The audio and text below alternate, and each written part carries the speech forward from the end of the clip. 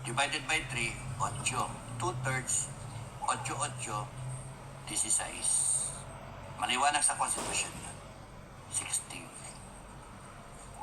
Ngayon, gagamitan nila ng technicality na kung kunyaring kulang na yung senator, 24 minus bato, bakit naman makakaboto yan ng impeachment? Eh kung wala na siya, nagtatago siya.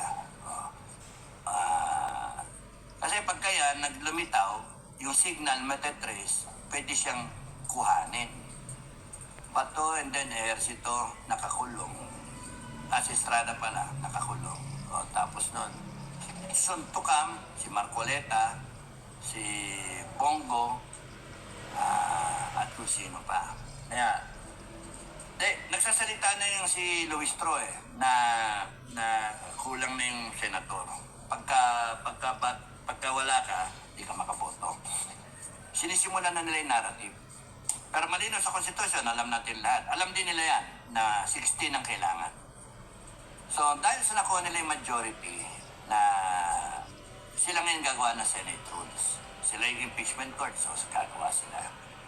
So, ipipilit nila na hindi makaboto yung wala dyan physically. So ibababa nila yon from 24 minus 2 na.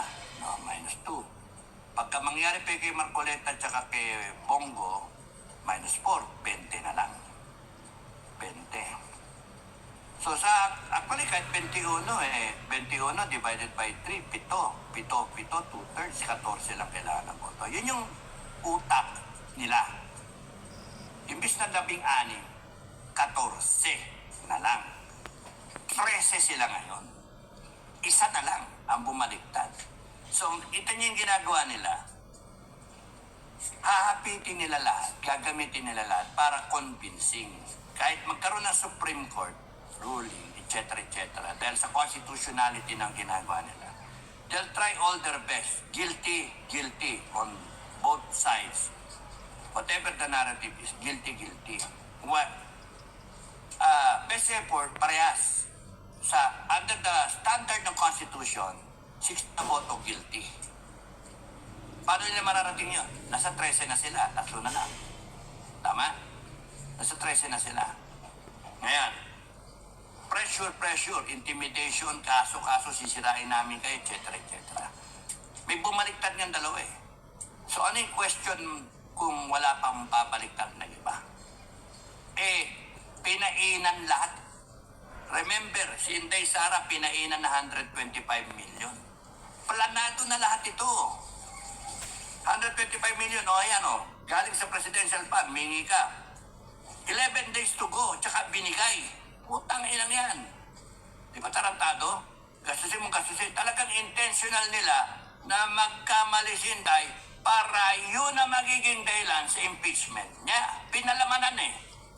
At ganun din pala ang ginawa dito sa mga puta ng mga senator at congressman. Talagang talaga, planado na. Ikaw, ilang maleta ka. Kurapin ba? Demonyohin. Para pagdakdang araw, hawak ka na sa leeg. Tatakutin ka. Yan ang nangyari. Kaya may hudas eh.